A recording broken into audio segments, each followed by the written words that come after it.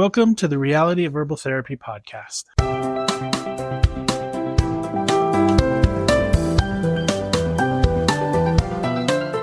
So welcome back. I'm Jim Applegate, your host. I wanted to talk with you about something that, sometimes things come up that over and over again, and you're like, I should really talk about that. So the thing that's been coming up lately is the 20 Herbs book. And the thing about the 20 Herbs booklet, it's something that Dr. James put together early on in his career after he got out of herbal school, and he was going house to house, being the old country doctor and stuff. And he had herbs in his truck. And these 20 herbs are kind of like there are roots, there are foundation for what we do. And if you look through the 20 herbs, right now we use about 97 herbs in everything that we make. But these 20 herbs are in just about everything we make. They are the basis, the foundation. So the reason Dr. James, if you didn't know why he made this booklet, was he started out as that, good old country doctor, and he'd go to homes and see people. Well, people would call him, late in the evening or middle of the night, and they're like, my child is vomiting, or my child has a really bad headache. What do I do for them? And he'd say, well, do you have peppermint? Do you have cayenne? Do you have comfrey root? Do you have fennel? Do you have marshmallow root? And of course, most people are like, no. So these are the herbs that if you were going to have herbal first aid kit, these are the herbs you'd want in your kit. With these 20 herbs, you can take care of just about anything, until you can get to where you can be taken care of later. So as I was looking over the list and looking about what to talk to you about today, one that just kept popping up was burdock. So I thought, you know what? I'll share with them about burdock. So burdock is a plant that kind of started being used early on in Eastern Europe, Western Asia, Greece, those countries there, the old Soviet Union, the Czechoslovakia, Romania. This is a plant that. So the seeds of this plant are something that is the easiest way to put it. So when I was young, 8, 10, I got to walk back and forth from school. I was only a few blocks from school, but I had to cross over this irrigation ditch. And at the start of the school year or the end of the school year, these weeds would come up. And I especially remember it at the start of the school year. So we'd walk home, and it did not matter how far away you stayed away from that drainage ditch, you would get, and what we called them back then were cockleburs, these seed pods that would just latch onto you and would not let go. And so these cockleburs, it's a broadleaf plant, has a taproot. That is burdock. So that is the plant that, when we talk about burdock, and we use the root of this plant, it's the main, the root is where you get all of the health benefits from it. So that plant, that's burdock. And now it grows just about anywhere because those seed pods will latch onto anything. A fun side note about that is if you've ever been around those and had get those stuck in your socks, and they just, you're like peeling your socks off. Somebody actually got some of those on their socks. They're like, if you did this right, it would make a great way of holding things together. And that was how Velcro was formed, is the seed pods of the burdock plant. So that's kind of what burdock is. So, whenever Dr. James talks about herbs, there are certain properties.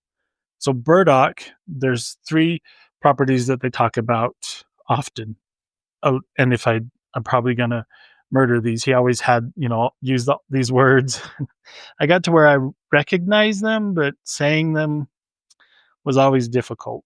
But alliterative, depurative, and diuretic. That's what burdock is. So an alliterative is a slow, gentle, easy repair of whatever that herb does. So for burdock, it's amazing for the kidneys, your lymphatic, your digestive tract, but it's not an immediate overnight fix. It's going to be slow, and it's pretty slow but constant. The rabbit, the tortoise and the hare story. The slow and steady wins the race kind of thing. That's what allurative is. The purative means that it's a cleanser. It cleans up blood. It cleans up whatever it goes with. And burdock is also a slight diuretic, which means that, and diuretic is a very common word we use because everybody in the United States has kidney problems. So we all know what a diuretic is. It helps increase the flow of urine from the kidneys. So where do we find burdock in the formulas? So, like I said, the 20 herbs are Dr. James's foundation for a lot of the herbs. So, I mentioned it cleans up the kidneys, the lymphatics. So there's 3 formulas that it's mainly that we talk about it. And the main one is blood wash. Burdock is one of the founding parts of blood wash because it cleans up the blood, it cleans up the skin, it cleans up the lymphatics. So if you're wanting to get burdock, to use burdock, blood washes would be one of the main formulas you'd want to use. Because it cleans up and purifies certain body parts, it's also infection. Basically, infection is it nourishes and cleans up the lymphatics, but it also nourishes and cleans up the immune system, which burdock helps with those. And then a third formula that it's in is arthritis. So, we're talking about burdock. It's a very cleansing herb. It cleans up the body.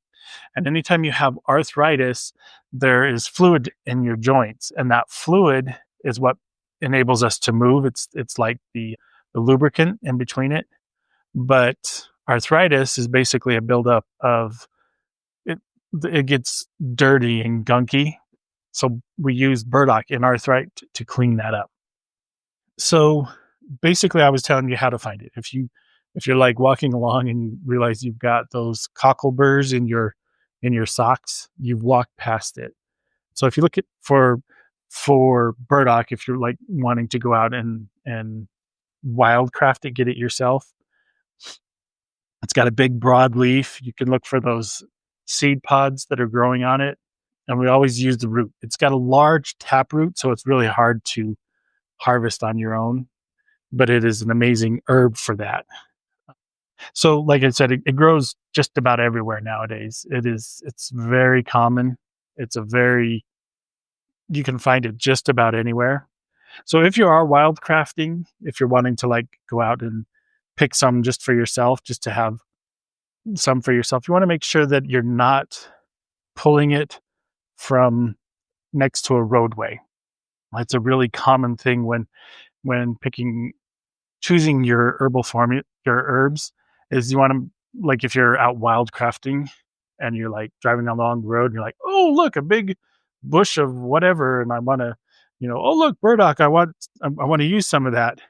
Make sure you're away from roadways because cars give off, all sorts of chemicals and stuff, and plants will take those in and try to convert them. And so basically you're getting that in your plant. So you want to be kind of far away from a roadway or anything like that. So burdock got its start in being used in Chinese medicine. It cleans up the blood. Some other things that it helps with: kidneys, lymphatics. We talked about that. Anytime you have a rash that is in your skin and you can't get rid of it, then using burdock will help clear up a rash. Some people will call us and they're like, I have this rash and it just, everything I put on it is not helping. Then taking something internally like burdock root or blood wash will help clear it up. Rheumatism, any sores that don't seem to heal, and hemorrhoids, that's always very helpful. It helps support your liver, your kidneys, your skin. So burdock is a really, really wonderful herb for that. And like I'd mentioned, We use it in formulas. The reason you want to do formulas is our bodies will get used to something. And then, especially with herbs, if you're taking an herb for a specific issue, so like say you have a rash and you're taking just burdock by itself and taking that every day, your body's going to get to a point where it's like, oh, I know what that is. I don't need that anymore. Even if it hasn't, it was slowly fixing the problem, but it hasn't fixed it all the way. The body's like, oh, I know what that is. I'm not going to need it anymore. So by doing formulas, by mixing different herbs together, it's always different. No matter how well you mix it or how well they're combined, it's never going to be exactly the same. So formulas are always a great way. So anytime as you look through the 20 herb book or anything like that, look for a formula, something that's got multiple things in it. Yellow dock, red clover, those always work really well with burdock. Burdock is also a taggable herb, which means if you put it with something, it will go to that area. So, for example, if you're having kidney issues and you want to clean it up, uva ursi, parsley, those tend to go straight to the kidneys. So if you mix those with burdock, it will take the burdock and you'll get the help of that. So there've been, when you talk about herbs, there's no money in it because, like I said, it grows everywhere. Anybody can get it. You can't make money off of an herb. So quite often there aren't a lot of scientific studies that go into it, but some people do. And, some of the studies have found that burdock will help clean up your liver. If you're in early stages of growth or anything like that, burdock will help take care of that. So it's a wonderful cleansing herb. And that's why it's wonderful to have in your home first aid herbal kit. So how to use it. So there's several ways to take burdock and to get it into you. The most common, easiest way, and the way Dr. James started off with everybody, was teas. You make an herbal tea. They're fairly easy, but you end up with sticks and twigs in your sink and stuff. So it can be messy, but teas are the quickest, easiest way to get it. So if you have burdock and you need it quickly, making it into a tea is the way to do it. So herbs, there are two different kinds: thick, woody, strong, roots, twigs, bark, anything that's like that. There's a different method to preparing it as opposed to leaves, flowers, things like that. So when it comes to burdock, we're using the root. So you want to use the root, twig, bark method. So what you do is you get your saucepan. And so like if you're making a tea, usually it's 2 to 3 cups of tea, depending on like how much you're needing, 2 to 3 cups and a tablespoon of herb. And the more herb you put in there, the stronger it gets. There's all sorts of options to change the amounts that you use. So, it's up, find out what works best for you. So you start off with cold water, put it in a saucepan, put your herbs in it, and put the fire underneath it. So then you want to bring that water to a boil. And then once it comes to a boil, turn it down on low and let it simmer for 15 to 20 minutes. So the reason you want to do this with any of those thick, woody herbs is because it gives it time to break down the nutrients and the things that you need, and the water can absorb it. Sometimes it's hard to get deep into that herb, and you want to get all of the goodness out of the herb and into your water. So if you're doing a tea as a formula and you want to mix in chamomile or peppermint or some other leaf or flower with it, then once you've simmered your herbs for 20 minutes, turn off the heat, add your leaves and your flowers or whatever, cover it and let it set for 5 minutes. So if you're ever making a tea with leaves and flowers or whatever, you just want to let it bring the water to a boil, turn it off, put the leaves and the flowers in and let it set for 5 minutes. So that's the difference in making a tea. But so with burdock, you want to do that long simmer because there's to get all of the goodness out of it. Another way to get burdock is tincture. You can go to your health food store, pick it up, and there you go. But sometimes, some people find it fun and enjoyable to make their own. So tinctures, sometimes seem like they're difficult and stuff, but they're not that hard to make. So get a quart jar and fill it up about three-fourths the way full with your chosen alcohol. Most tinctures use vodka. It's a very, and you want to make sure you get, with your alcohol, you don't want any flavorings or additives or anything like that. You want to just use straight vodka. There are some other alcohols that are used in tincturing that do different things in the body. So, for example, brandy, it goes to the lungs, it shocks the lungs, it encourages the lungs to open up. So, if you're doing a lung formula tincture, brandy is really helpful in that. But we have the internet. Go out and research your alcohols. Just make sure you're not using something flavored or with extra stuff in it, because a lot of those things affect how well your tincture will turn out. So take a quart jar, fill it three-fourths the way full of, so like, what is that, a cup and three-quarters or cup and a half with your alcohol.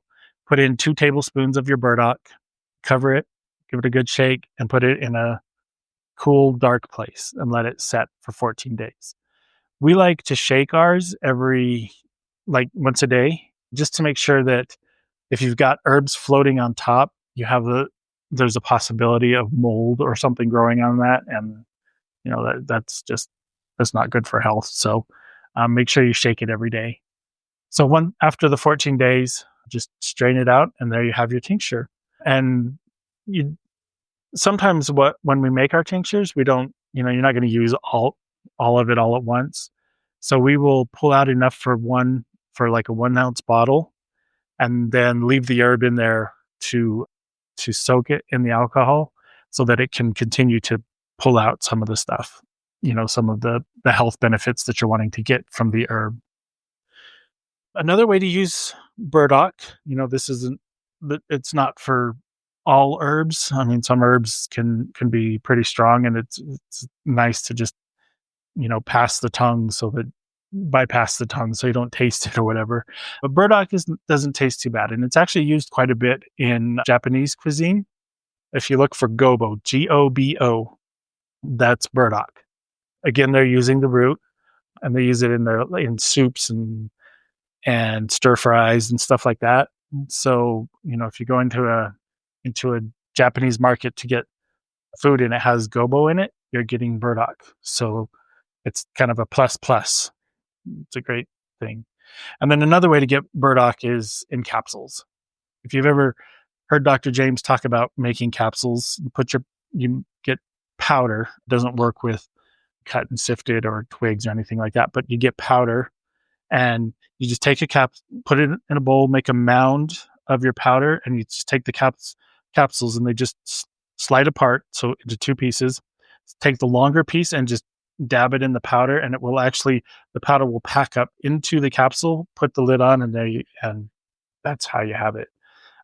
And then the amazing thing about hand capping like that is you can actually get twice as much, if not more, than what any machine can put into a capsule. So you can really get more of the herb into you, but it's very labor intensive.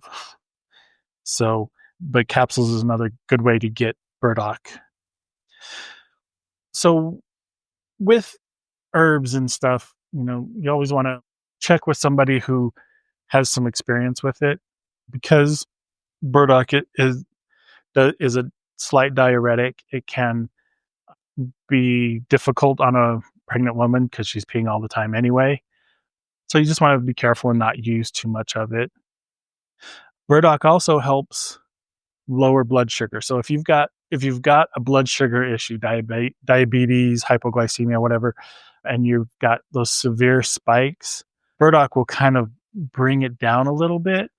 So especially if you're with a hypoglycemia or diabetic, if your blood sugar is dropping really low, watch how much burdock you're taking, because it can, and just, kind of keep an eye on your numbers and stuff.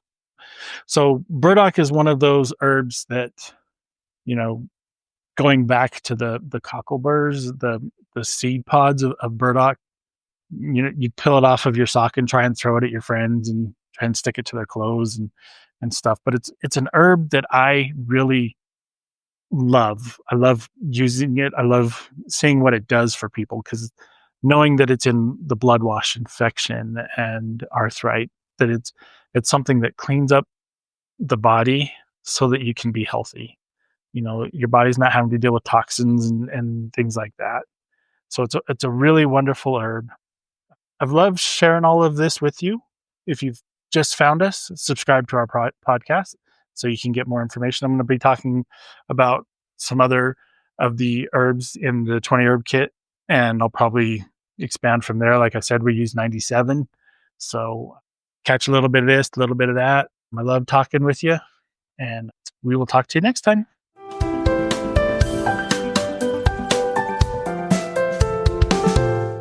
It is not the intent of professional herbal instruction or any persons associated therewith to diagnose or prescribe. The intent is only to offer herbal information for your consideration.